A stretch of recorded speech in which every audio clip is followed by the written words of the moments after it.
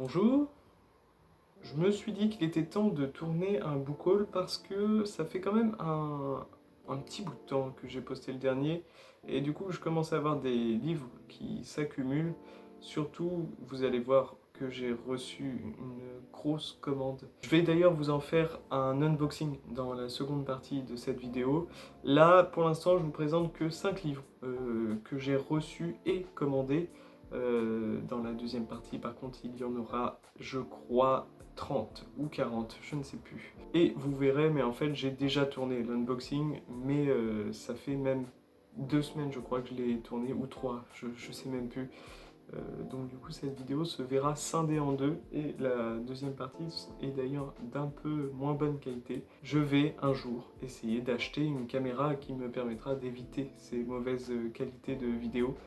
Mais c'est pas pour tout de suite, et donc vous devrez vous farcir quelque chose de pas très lumineux pour l'instant. Je m'en excuse.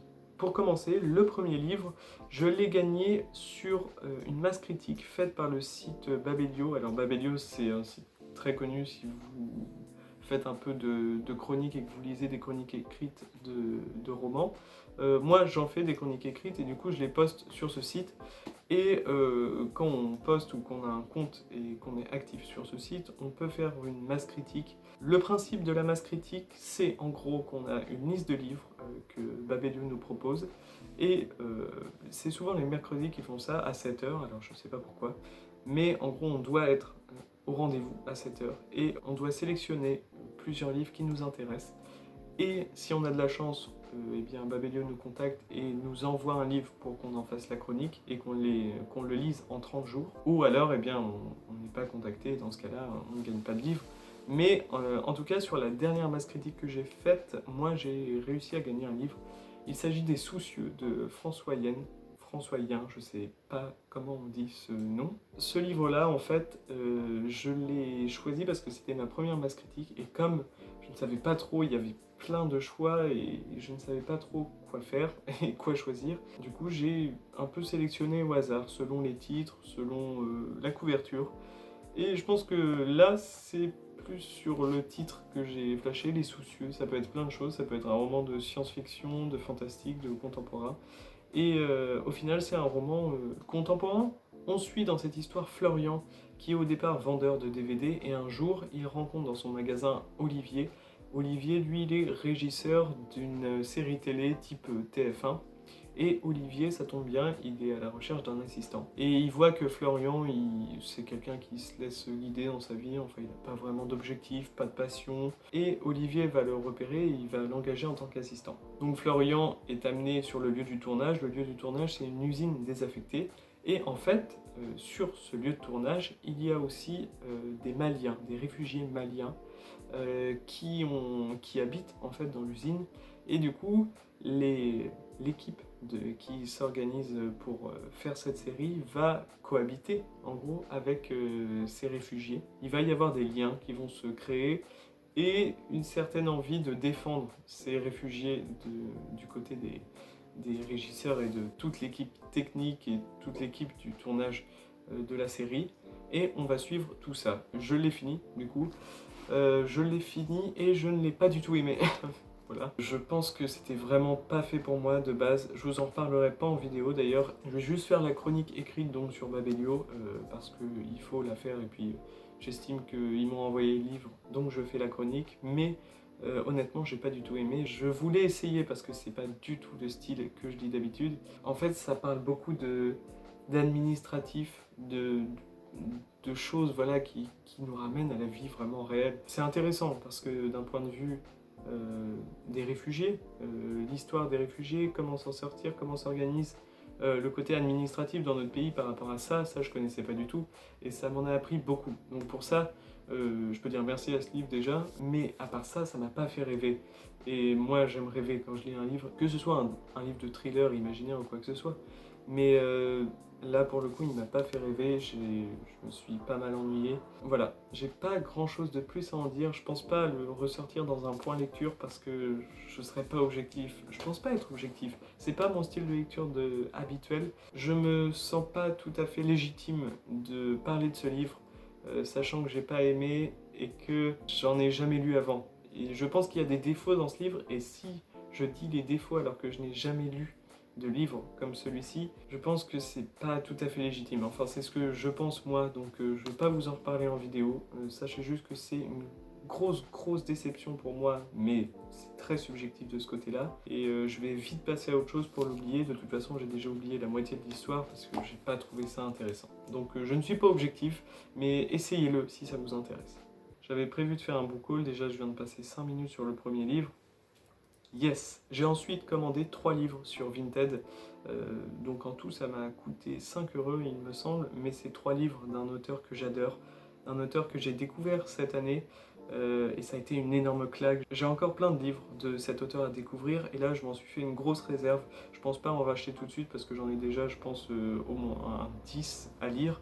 Il s'agit de Ray Bradbury. Ray Bradbury, il faut absolument que je vous en parle dans une prochaine vidéo. Je pense que lorsque j'aurai fini Les Pommes d'Or du Soleil, qui est le prochain recueil de nouvelles que je dois lire, je sortirai une vidéo consacrée à cet auteur, parce que j'en aurai déjà lu 4. En fait, c'est l'auteur que je sais ne pas être déçu par celui-ci quand je retournerai dans un de ses livres. Et j'adore avoir une sorte de point de chute. Ça veut rien dire. Une sorte de plume à laquelle je sais que je peux me fier totalement. Et donc là, j'ai acheté 3 recueils de nouvelles au final. Ray Bradbury, il est très connu pour ses recueils de nouvelles, pas tant pour ses romans. Il en a fait très peu comparé aux recueils de nouvelles. Et là, je suis très content, même si au final, c'est voilà, 3 recueils de nouvelles dans des éditions plutôt abîmées. C'est les vieilles éditions de Noël, donc les pages commencent un peu à tomber. Je suis quand même très content d'avoir eu ces 3 livres, et ça me fait encore un peu de réserve pour découvrir cet auteur. Je pense que je vais avoir tout lu au bout d'un moment, et j'ai pas envie de faire ça trop vite, donc il faut que je me restreigne. Déjà, aux vieilles éditions de Noël, j'ai trouvé Un remède à la mélancolie et Les machines à bonheur. Donc c'est 2 recueils de nouvelles, pas très longs. Au final, Bradbury, il est très efficace dans des textes très courts. Ça marche à chaque fois, j'ai vraiment hâte de me remettre dans un Bradbury. Là, j'ai Les Pommes d'Or du Soleil qui m'attendent, vous pouvez pas savoir à quel point j'ai hâte de lire ce livre. Et je suis vraiment très heureux de les avoir eus en plus dans cette collection. J'avais déjà eu Je chante le corps électrique dans cette collection-là, donc voilà. Et le 3e recueil de nouvelles que j'ai eu dans cette commande de Bradbury, toujours, c'est Monstrueusement Vôtre, cette fois aux anciennes éditions 10-18. C'est particulier ce recueil de nouvelles parce qu'on est sur des nouvelles de polar cette fois. Bradbury, apparemment, a fait beaucoup aussi dans le polar. Je ne sais pas à quoi m'attendre dans du polar chez Bradbury. Je vous en reparle très vite aussi. Et on est déjà au dernier livre, enfin, au dernier avant le gros unboxing.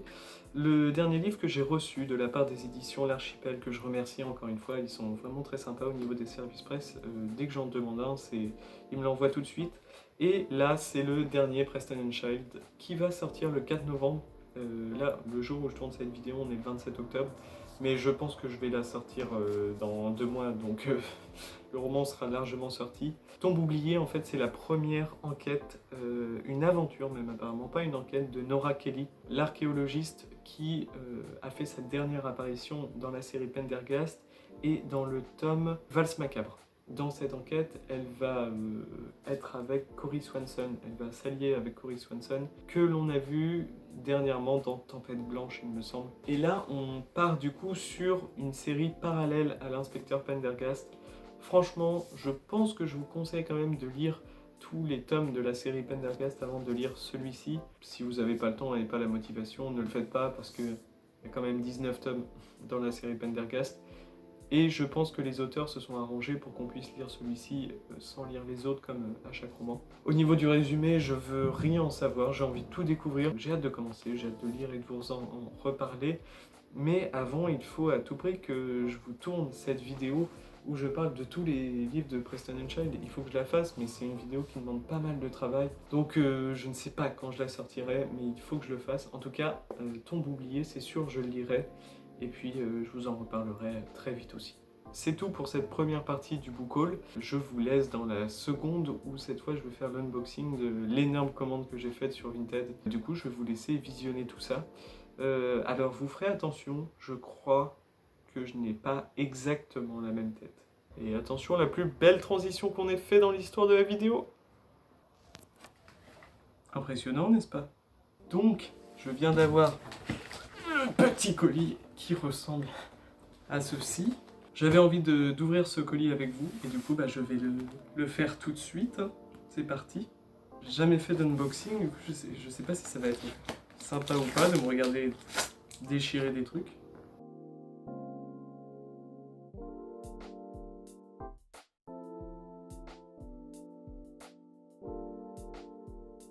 Est-ce que vous vous amusez actuellement? Moi oui. Je vais le poser par terre parce qu'il est un peu lourd.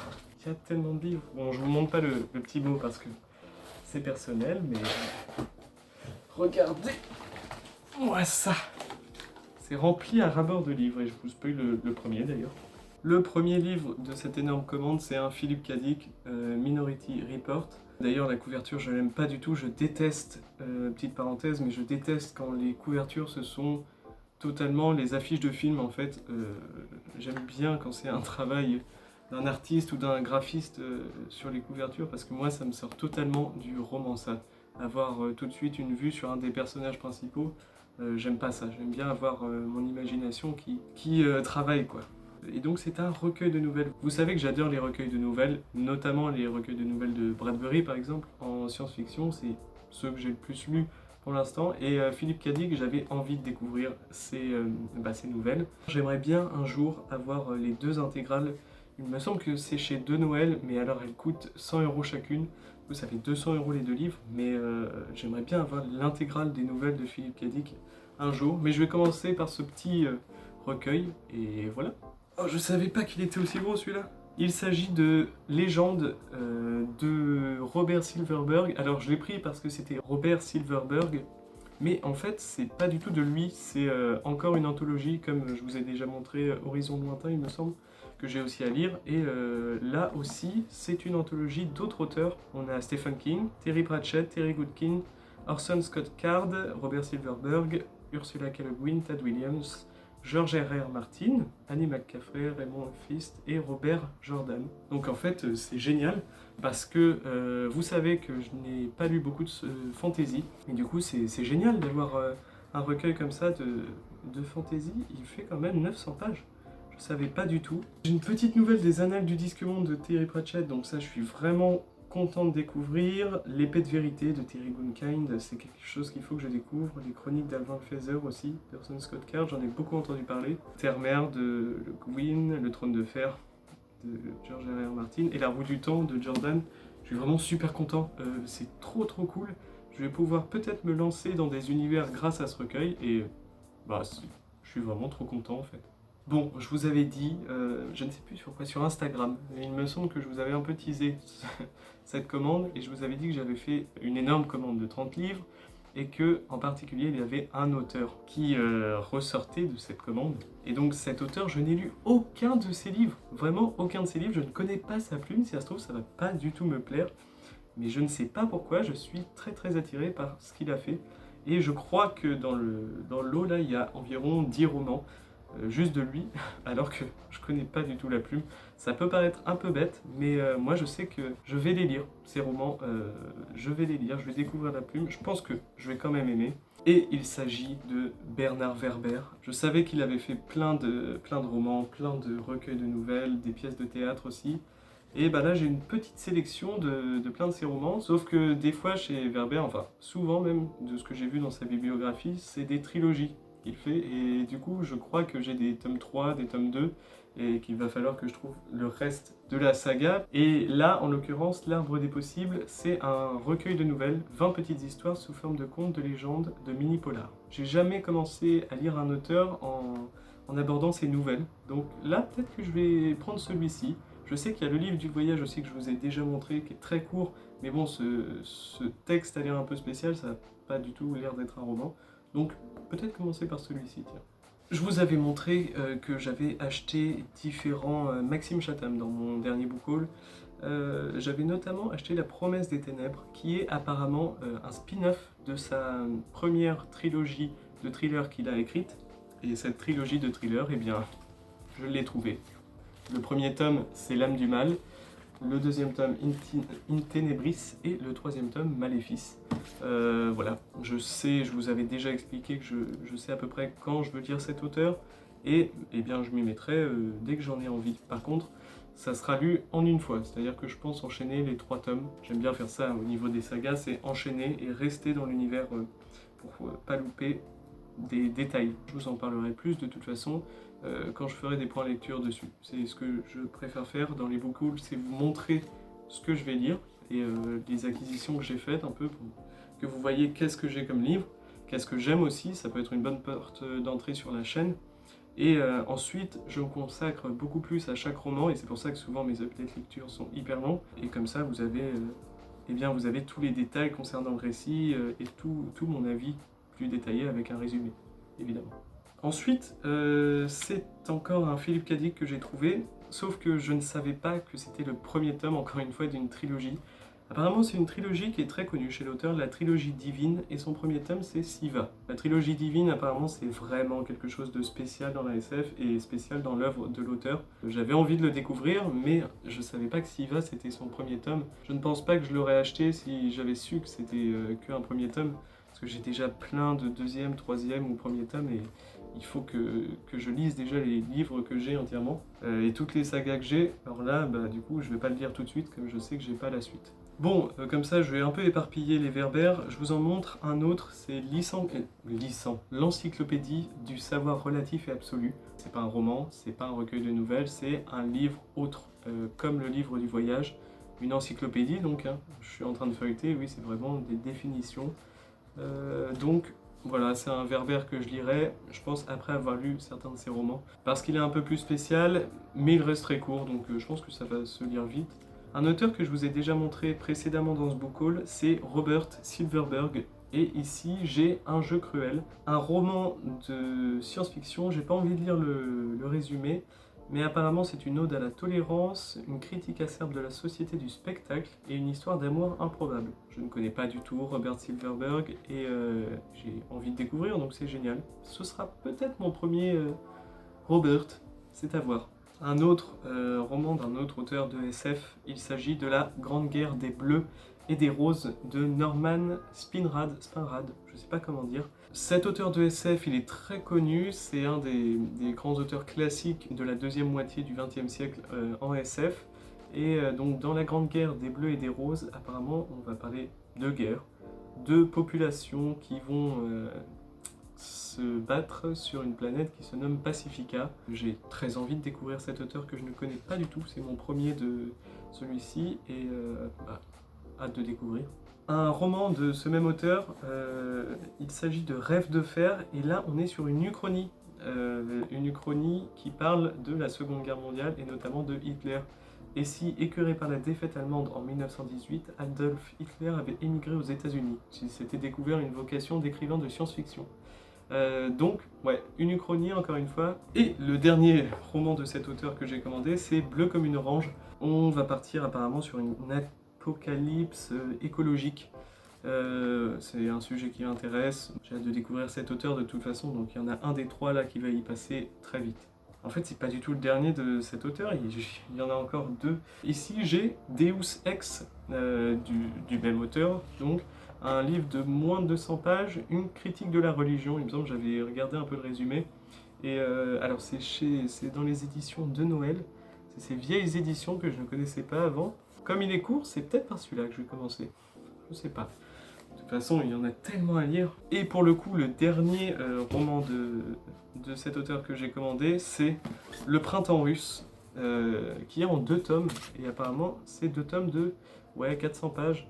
Donc, on est sur un roman de 800 pages. Ça va être une critique ici de la Russie soviétique. Je pense qu'il va être un peu plus exigeant, ce récit. Il est assez long, il part d'un sujet qui n'est pas non plus évident à traiter, qui peut vite devenir un peu lassant si c'est mal traité. Je ne commencerai sûrement pas par celui-là, mais de toute façon je le lirai, c'est sûr. Encore un verbère, Nos amis les humains. Apparemment c'est un huis clos philosophique et ça peut être vu comme une pièce de théâtre un petit peu, oui, c'est que des dialogues. Au dos c'est marqué: les humains sont-ils intelligents, sont-ils dangereux, sont-ils comestibles, sont-ils digestes? Peut-on en faire l'élevage, peut-on les apprivoiser, peut-on discuter avec eux comme avec des égaux? J'ai l'impression que c'est un thème qui revient aussi dans sa dernière trilogie à Bernard Werber, c'est sa trilogie sur les chats, qui elle par contre m'attire pas du tout pour le coup. J'ai hâte de voir ce qu'il dit. et quelles idées il propose dans ce récit. Je pense que c'est surtout ça qui est important là-dedans.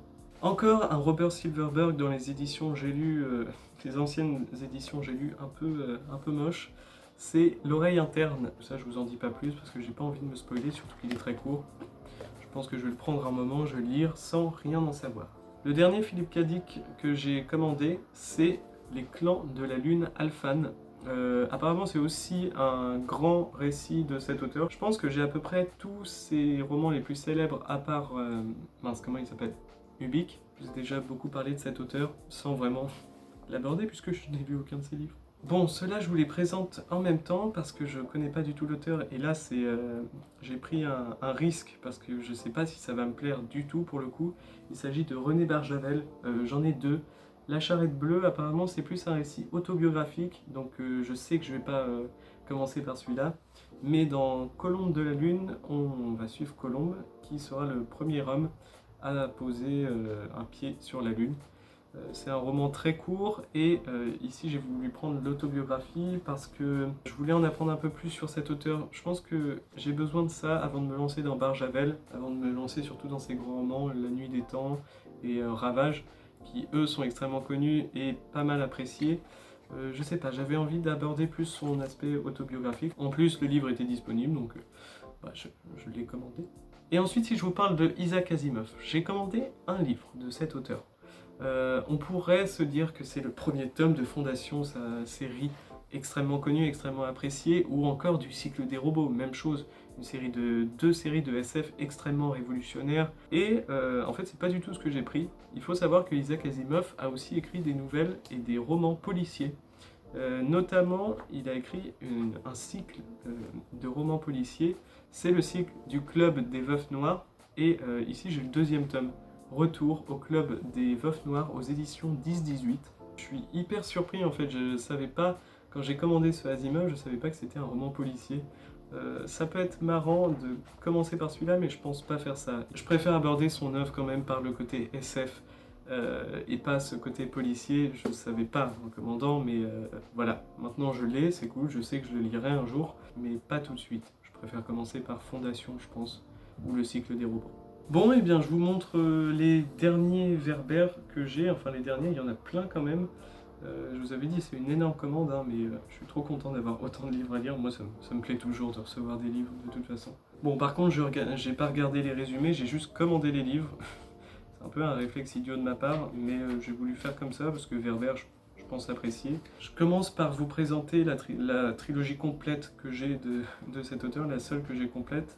Il s'agit de la trilogie des dieux. Donc j'ai en fait, encore une fois, les 3 tomes dans des éditions différentes. J'ai les vieilles éditions, le livre de poche pour ce premier tome, Nous les dieux. Le deuxième tome, je l'ai trouvé aux nouvelles éditions, le livre de poche, Le souffle des dieux, donc. Le dernier, eh bien, je l'ai en grand format chez Albin Michel, il s'agit du Mystère des dieux. Donc voilà, première trilogie de Werber que j'ai au complet.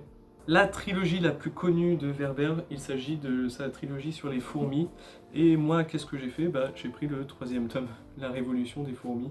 Et apparemment, le premier tome est assez dans le style d'un thriller un petit peu horrifique. J'ai hâte de commencer cette saga, mais du coup, j'ai le 3e tome, donc pour l'instant, je ne vais pas aller bien loin. Bon, ici, apparemment, il s'agit d'une duologie, celle des aventuriers de la science, il me semble. Et là, j'ai le père de nos pères. J'ai rien à en dire, c'est un premier tome, il faut que je trouve le deuxième. Non, en fait, pas du tout. Le père de nos pères, c'est le premier tome d'une trilogie, et j'ai aussi le 3e tome de cette trilogie. La trilogie, c'est le cycle des anges, et ce 3e tome, c'est le rire du cyclope. Je suis vraiment trop content d'avoir ces éditions Albin Michel récentes, qui sont super belles, je trouve, et j'aime beaucoup. C'est plutôt cool d'avoir des grands formats comme ça. J'ai aussi 3e Humanité, donc un tome, je ne sais plus lequel, le premier, deuxième ou 3e, d'une de ces sagas les plus connues, que Séverine de la chaîne Il est bien ce livre a recommandé. Apparemment pour elle ça a été une grosse claque cette saga, donc elle m'a mis l'eau à la bouche un peu. Et encore une fois, content de l'avoir dans un grand format. C'est là que je me rends compte que cette vidéo n'est pas du tout préparée. Là j'ai les Thanatonautes, donc Thanatonautes, oui c'est ça. Le premier tome du cycle des anges. Je sais plus, je m'en mêle. Si c'est peut-être les aventuriers de la science ou je ne sais plus lequel c'est, mais en tout cas c'est un de ceux qui me font le plus envie de Bernard Werber. Et enfin, je finis cet unboxing spécial Werber un peu par le dernier roman de Werber que j'ai reçu. Encore une fois un grand format dans les éditions Albin Michel et pour le coup c'est un roman indépendant. Le miroir de Cassandre. La 4e de couverture nous dit juste « Et vous, que feriez-vous si vous pouviez voir le futur et que personne ne vous croit ?» À chaque fois, c'est des résumés qui me font bien envie, donc je ne sais pas si je serai autant hypé quand je lirai les livres, et j'espère vraiment accrocher à l'écriture de Bernard Werber, déjà parce que j'ai plein de ses livres, que j'aimerais beaucoup tous les lire, mais surtout parce que ces histoires me font beaucoup envie à chaque fois, que ce soit Les Fourmis, je vois pour la trilogie des Anges, je n'ai aucune connaissance des histoires qu'a pu écrire Bernard Werber, et par contre je suis vraiment heureux d'avoir beaucoup de ses livres parce que c'est un auteur que j'ai envie de découvrir, et voilà. Et puis ça a été un peu un craquage, hein. Honnêtement j'ai pas de raison et j'ai pas à me justifier, j'ai craqué, j'ai acheté beaucoup de romans parce que j'en avais envie, voilà. Et vous, est-ce que vous achetez aussi 30 livres d'un coup ? Bon, j'espère que ce book haul vous a plu, que cet unboxing également. Unboxing, je sais toujours pas le dire en fait. Voilà, c'est pas souvent que j'achète beaucoup de livres comme ça, c'est même très rare. Et du coup, ça fait encore un book haul énorme, alors que je voulais faire une petite vidéo pour le prochain book haul. J'espère que ça vous a quand même plu. N'hésitez pas à vous abonner à ma chaîne, à mon compte Instagram. Et surtout, n'hésitez pas à me dire en commentaire quels romans vous ont plu de Werber. Et quel roman vous avez moins aimé, que je fasse une sorte de repérage en gros. Mais ça vaut aussi pour les autres romans que j'ai achetés. Dites-moi si vous les avez lus, si vous avez aimé, s'ils vous donnent envie. Et je vous dis à bientôt dans une prochaine vidéo et d'ici là, portez-vous bien.